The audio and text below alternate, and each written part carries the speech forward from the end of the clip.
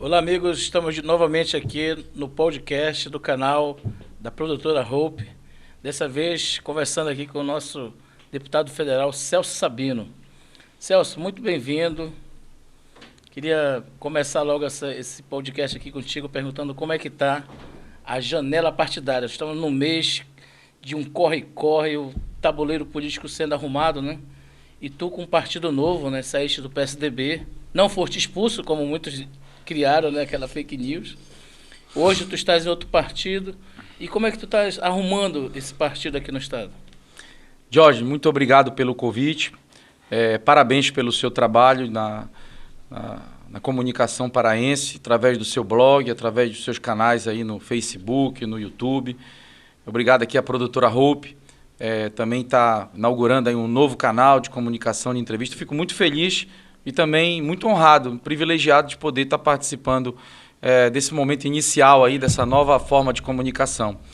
Realmente, nós estamos agora a poucos dias do fim da janela partidária, janela que por 30 dias fica aberta, no período de 6 meses antes da eleição, para que os candidatos a deputados federais, a deputados estaduais, possam ter a oportunidade de escolher aquela agremiação partidária que entenderem que melhor representa as suas ideologias, os seus ideais, os seus pensamentos, e disputarem essa próxima eleição. Agora, acredito que no dia 2 de abril essa janela deve estar sendo fechada. Nós estamos realmente com um desafio muito grande nessa nossa jovem carreira política, que é administrar um partido aqui no estado do Pará, e um partido já do tamanho do União Brasil, que hoje é o maior partido do Brasil, que nasceu da fusão do PSL e do DEM, apesar de ser um partido novo, mas ele já traz grandes lideranças, grandes quadros no Brasil inteiro, como o nosso futuro governador da Bahia, ACM Neto, como o governador de Goiás, o Caiado, enfim. Nós temos vários governadores, governador de Rondônia, governador do Tocantins, enfim. E também grandes quadros no Congresso Nacional, com senadores, com deputados atuantes, deputados que defendem importantes bandeiras para o Brasil. Aqui, especificamente no estado do Pará, estamos eu e o deputado federal Hélio Leite na articulação para, vamos chamar assim, atrair aquelas pessoas que pensam igual a gente, aquelas pessoas que defendem as mesmas bandeiras, que pensam um Brasil de mais liberdade econômica, um Brasil que valoriza a família, um Brasil que prestigia o desenvolvimento das regiões. Nós que somos aqui do norte do país sabemos o quanto precisamos ter um olhar mais especial da Federação Brasileira no desenvolvimento das nossas estradas, do nosso agronegócio, geração de emprego e renda. E no Pará, como é que a organização do partido está sendo tratada no Pará? Tu falaste do Hélio Leite, que uma importante liderança ali do Nordeste paraense, principalmente, eu acho que o colégio eleitoral dele de Castanhal, né, ele surge dali, né? O deputado Hélio Leite foi prefeito de Castanhal. Ele é hoje deputado federal, coordenador da bancada paraense, inclusive no Congresso Nacional. Tem uma grande atuação. Nós temos alguns deputados estaduais também. Quero citar aqui a deputada Heloísa, a deputada Eliel. Filiamos recentemente o deputado Jacques Neves e outros que estão pretendendo também assinar a ficha agora durante a janela partidária. Algumas lideranças regionais do oeste do Pará, da Transamazônica, do sul do estado, do Marajó. E eu estou como presidente da União aqui no estado do Pará. O deputado Hélio é meu parceiro, tem me ajudado muito nas articulações. Divido com ele essa responsabilidade, até pelo tamanho do partido, pela responsabilidade que nós temos aqui no estado. E tenho certeza que a União deve sair dessa eleição de 2022 como um partido muito forte também aqui no estado do Pará, assim como é no Brasil. Projeto 32 de 2021. Pode falar um pouco dele? Ele cria uma nova dinâmica na questão dos esportes brasileiros? O projeto 32 de 2021. Você pode me lembrar qual é a emenda desse projeto? Eu tenho tanto número de projetos na cabeça de... garante à mulher a igualdade nos valores de premiações em competições desportivas realizadas ou apoiadas por qualquer um dos poderes da República. Sim. Tu acredita que essa forma as mulheres vão conseguir ser mais valorizadas nesse cenário esportivo? Hoje nós temos... Nós estamos na semana, no mês da mulher, né? Nós tivemos vários projetos aprovados na Câmara nessa semana, comemoramos o Dia da Mulher. Esse foi um deles. Destaco também o que garante a distribuição de absorvente para as mulheres carentes, mulheres que não têm condições. E quem é mulher sabe, que está nos acompanhando, das dificuldades que vivem naquele período do mês, quando ocorre a menstruação.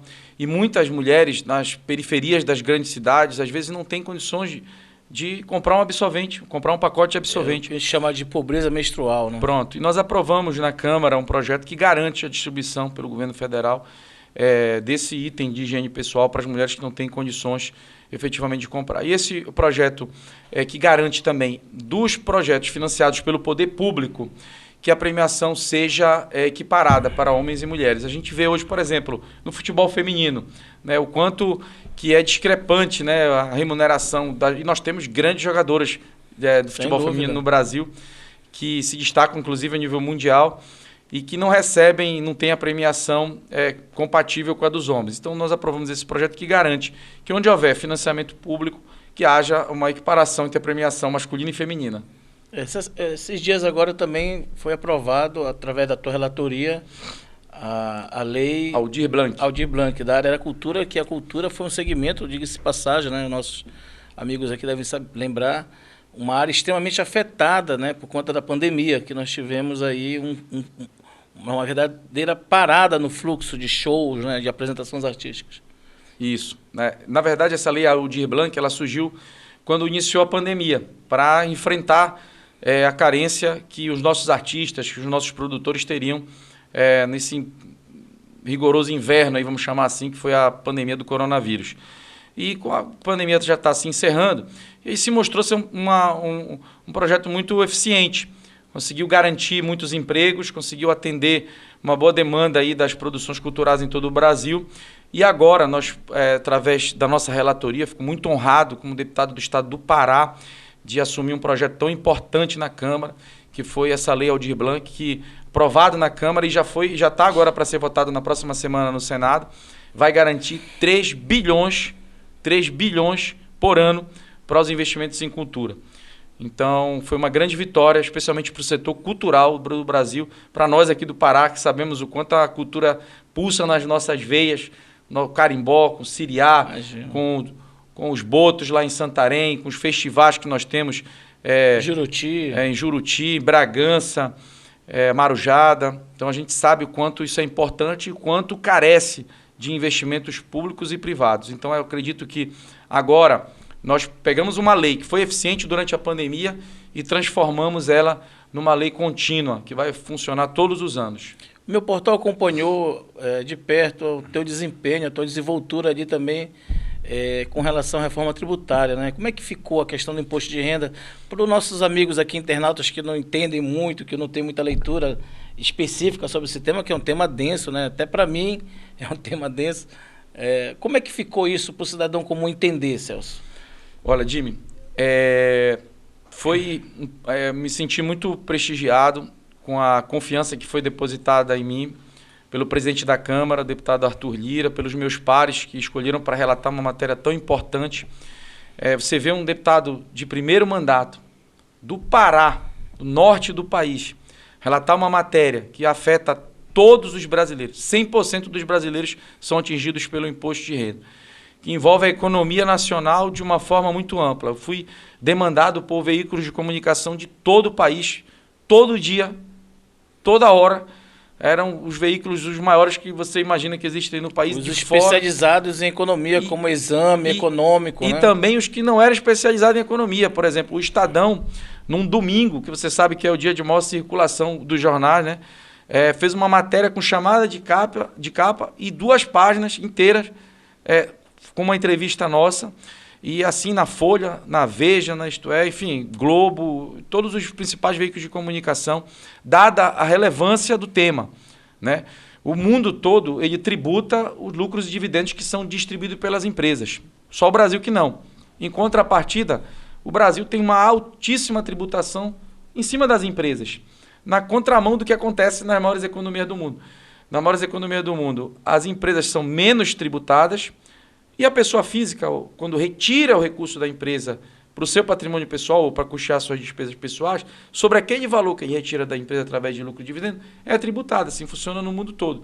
E assim a gente buscou fazer também esse ajuste iniciando no Brasil a tributação dos lucros e dividendos, e nós temos bilionários que recebem lucros e dividendos e não pagam nada de imposto. Para você ter uma ideia, cerca de 20 mil pessoas no Brasil recebem mais de 230 bilhões por ano, sem pagar nada, através de lucros e dividendos. Isso não era uma reivindicação da esquerda? A tributação dos ricos? Sempre foi. A maior tributação dos ricos? Sempre foi.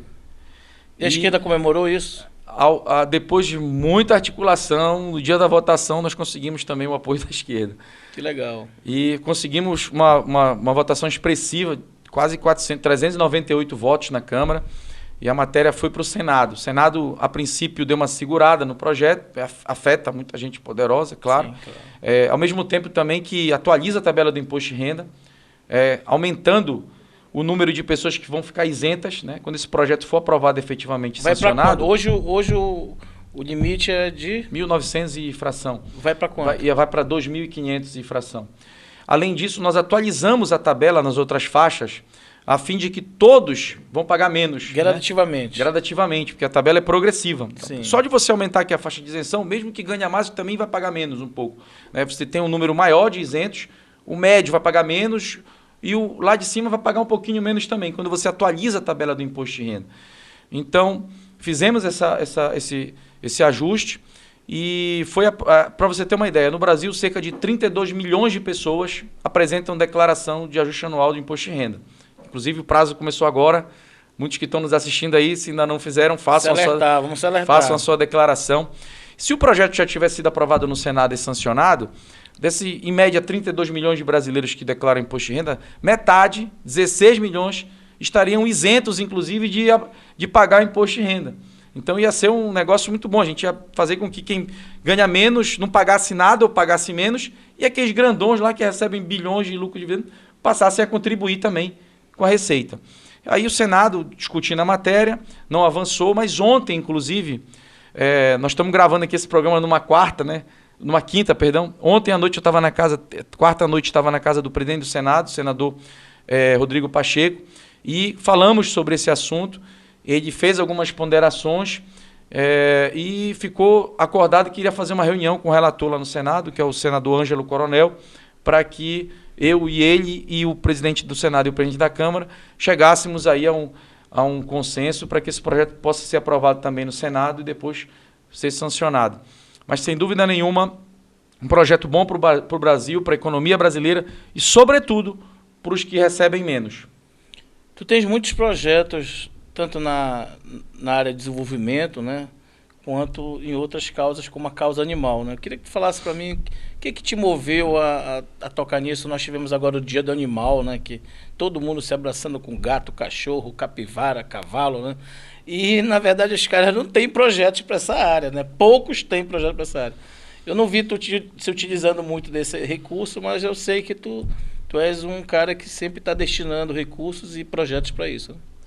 Essa é uma bandeira do meu coração.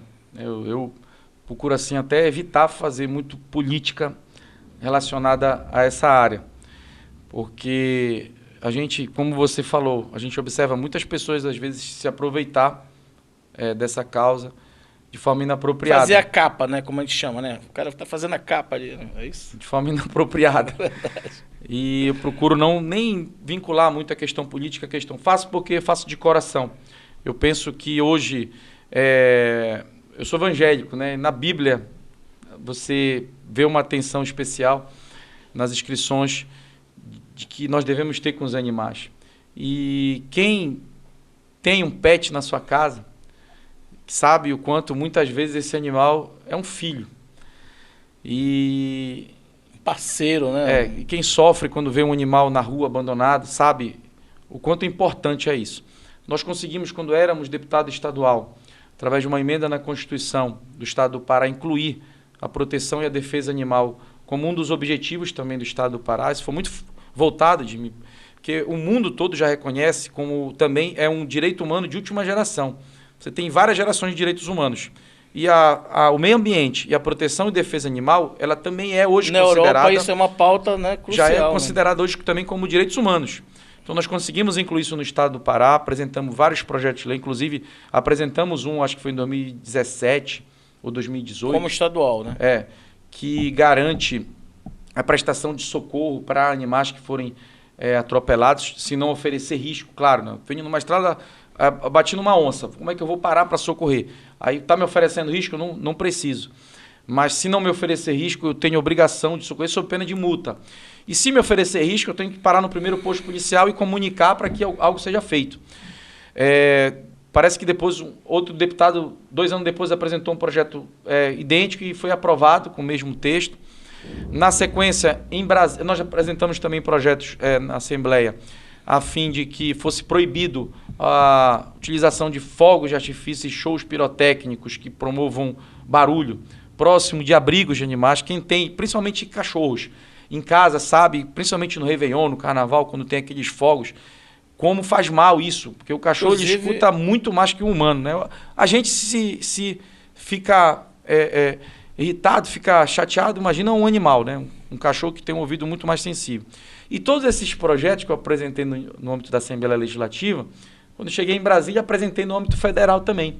O do atropelamento, o dos fogos de artifício e alguns a mais. Por exemplo, nós temos um projeto que está tramitando na Câmara que garante que aquela pessoa que cometer maus tratos, crueldade contra os animais, utilizando um veículo automotor, um carro, uma moto, é triste falar, mas tem gente que amarra um cavalo numa árvore e a outra ponta do cavalo num trator, num carro, e estica até que ele arrebente. Acontece isso. Tem gente que amarra um cachorro numa moto, num carro e arrasta para fazer o mal. Quem promover isso, há uma alteração no Código de Trânsito para que, além das sanções penais, também fique impedido de dirigir por 10 anos. Perca a carteira de habilitação por 10 anos. E além de vários outros projetos, nós temos, acho que, outros temas para falar, mas eu quero, se é para me escolher um, eu acho que foi uma revolução aqui no Brasil, que foi a nossa Lei Sanção. Uma Lei Sanção foi apresentada pelo meu amigo deputado Fred Costa, de Minas Gerais, projeto parecido também do deputado Ricardo Izar, de São Paulo, e eu tive o privilégio e a oportunidade de relatar na Câmara dos Deputados. Foi aprovado no Senado, Bolsonaro sancionou e já é lei. Né? E no meu texto eu aumentei a pena para quem comete crueldade contra o animal, barbaridade. Antes a pena ia até 2 anos, eu levei até 5 anos. E além disso mais também, do que o dobro, né? Além disso, inovei com a perda da guarda do animal. É importante, para quem não conhece muito o direito penal, que entenda que quando você é condenado a uma pena até 4 anos, você pode fazer uma transação penal. A transação penal permite que você possa trocar a pena por uma multa, por prestação de serviço à comunidade, por cestas básicas, enfim. Então, muitos e muitos casos no Brasil de impunidade, crimes bárbaros contra os animais ocorriam em virtude de nós termos uma lei muito branda. Quando você coloca uma pena de até 5 anos, aquele caso de maior barbaridade, de maior crueldade, que o cara pegar uma pena acima de 4 anos, não pode fazer transação penal, cadeia. Então isso foi uma grande inovação. Também recentemente agora aprovamos um projeto, quem conhece a vida dos voluntários que atuam na causa animal, das ONGs, dos abrigos de animais, dos lares permanentes, sabe que a principal demanda é financeira. Poder público que tinha que fazer isso. Nós tínhamos que ter no Estado e na Prefeitura um abrigo eficiente, um centro de zoonose eficiente, um hospital eficiente. Infelizmente, quem faz os resgates são os voluntários, são pessoas que mantêm o abrigo fazendo vaquinha, fazendo coleta. Então, falta recurso. Então, apresentei um projeto agora na Câmara dos Deputados, em dezembro do ano passado, para que as multas que forem aplicadas pelos órgãos administrativos, como IBAMA, Secretarias de Fazenda, Secretarias de Meio Ambiente, estaduais e municipais, essas multas administrativas aplicadas por esses órgãos, se revertam na esfera do meio ambiente relacionada a animais também, sejam revertidas para esses lares e abrigos temporários de animais. Esses entes privados e ONGs, né, que fazem. Isso aqui é uma informação muito importante. Eu não tinha conhecimento desse projeto. Né? Eu conheço muitos donos de pet, né? Dialogo muito com eles, vejo uma insatisfação deles muito grande com certos políticos, nós não vamos falar o nome aqui, que se utilizam-se muito dessa questão da causa animal, né? Se vivem metidos em polêmicas. Teve agora um caso de uma delegada que foi demitida, né? Pediram a exoneração dela, os movimentos, essa turma se uniu em defesa dela, enfim. Delegada Adriana, inclusive, ela foi que me ajudou a redigir esse texto desse projeto. Pô, que legal, olha aí. É um tema muito sensível. Nós estamos há poucos dias, ainda na semana da causa animal, do animal, né? O animal é um grande companheiro do ser humano. Fico feliz por ti. Vamos fazer um bate-bola aqui rapidinho sobre algumas coisas. Tu fostes um dos deputados mais jovens a ser eleito no estado, não é isso? Tu tinhas quantos anos na tua primeira eleição? Acho que tinha 33, se não me falha a memória. Teu signo? Virgem. Time? Leão. Time no Leão em São Paulo, aqui, em todo lugar. No mundo todo eu sou leão. Eu também sou a mesma coisa, só que o pai Sandu.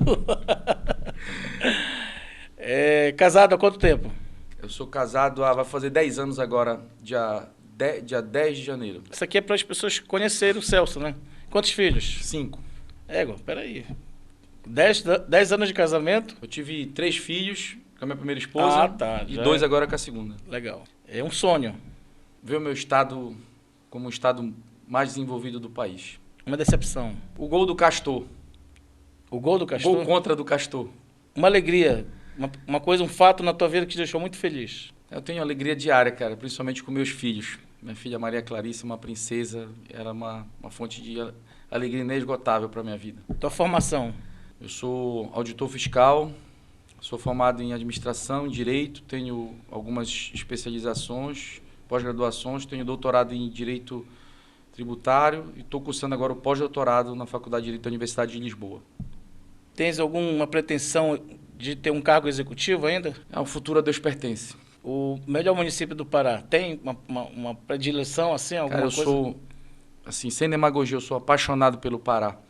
E eu posso não divulgar muito, mas eu ando bastante.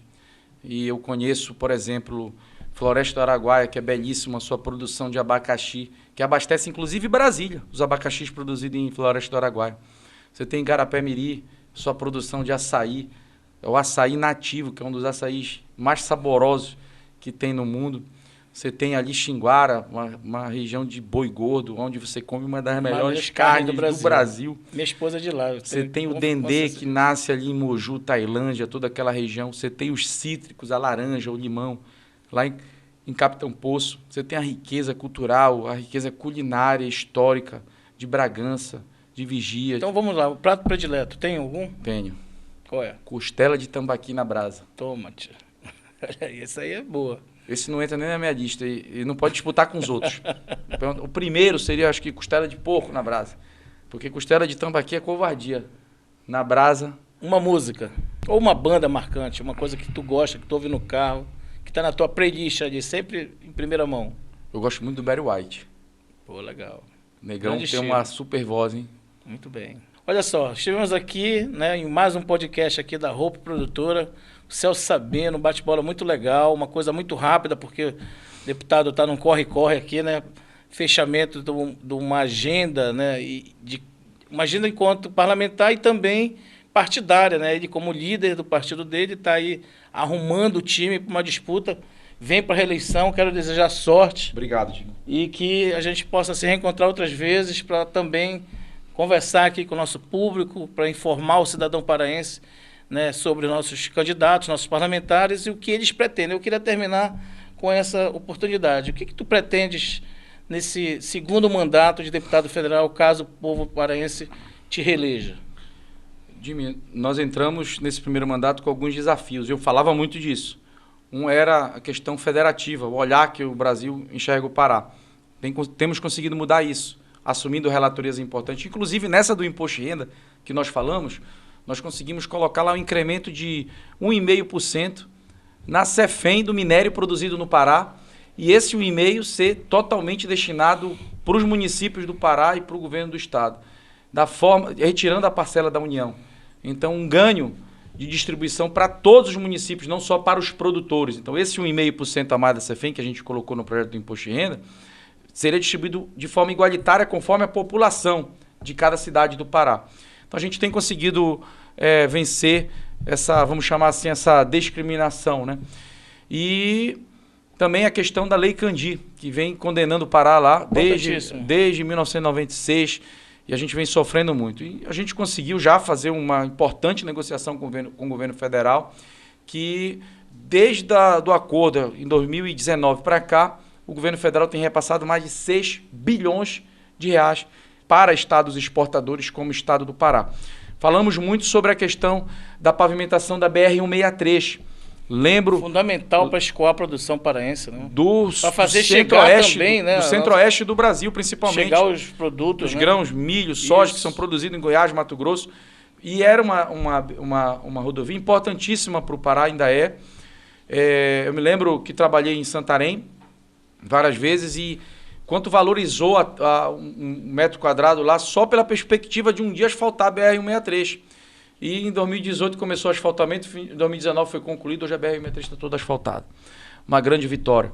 Falamos muito sobre a Transamazônica, já estamos conseguindo uma importante vitória, que é a transformação de todas as pontes de madeira da Transamazônica para pontes de concreto.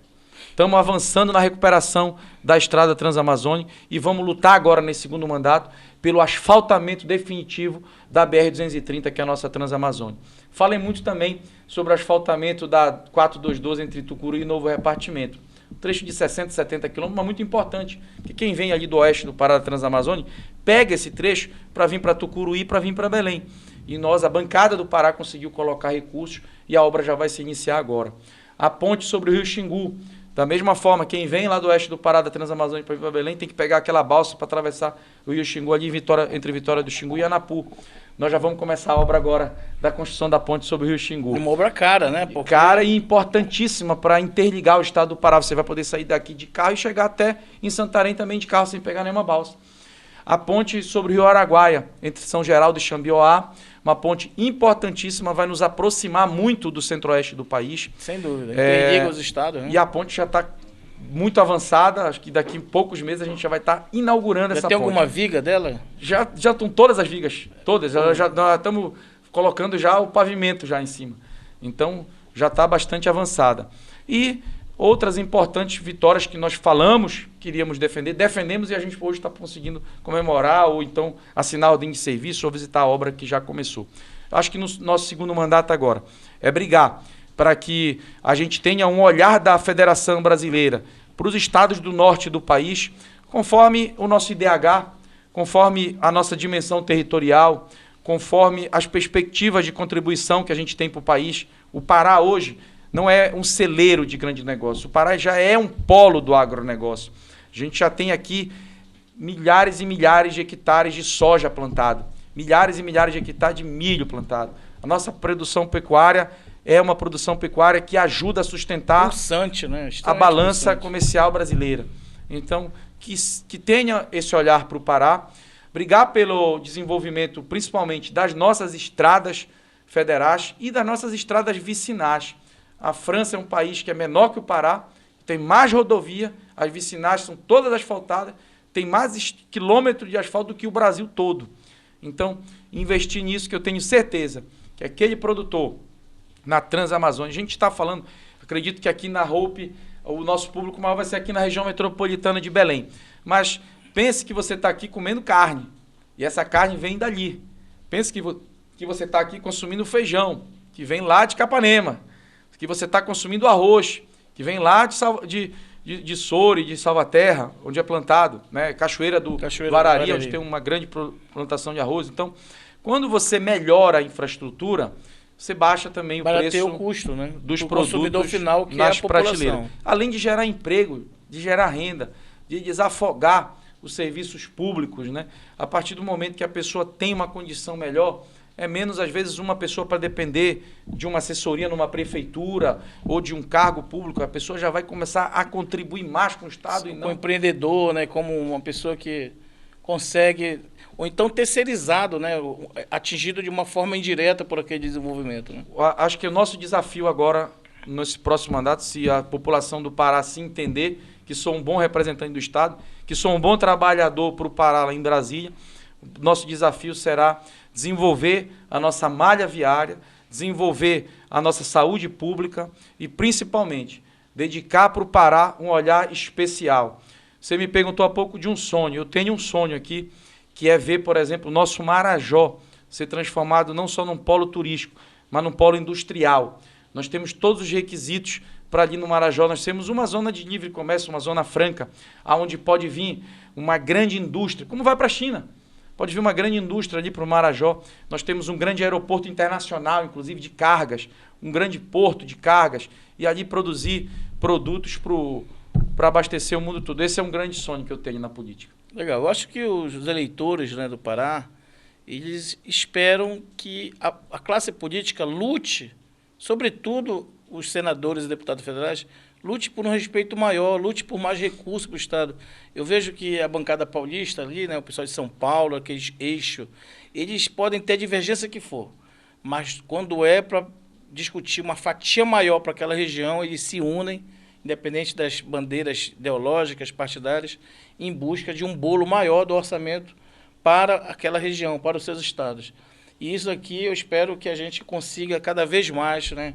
A lei Candir, da qual tu falaste, é uma dívida bilionária que a União tem para com o estado do Pará e Minas Gerais também, né? Mas que essa luta de vocês, essa luta de toda a bancada paraense, tenha trazido a esperança de nós sermos ressarcidos, né? Eu espero, desejo sorte para que a bancada possa efetivar isso o mais rápido possível. E termina aqui o podcast da produtora Hope com o deputado federal Celso Sabino, deputado que já foi deputado estadual, esteve na frente de uma campanha importante, que foi o plebiscito sobre a divisão do Pará, né, deputado? Não sei se você gostaria de falar ainda sobre isso. Posso falar, sim. Como é que hoje, qual é o sentimento que tu tens em relação àquele movimento? Em 2011, né, quando teve esse plebiscito, naquele momento nós não tínhamos ali nenhuma perspectiva de que a divisão do Estado para criar outros 3 estados pudesse ser bom para qualquer paraense, no Oeste, no Sul, aqui em Belém.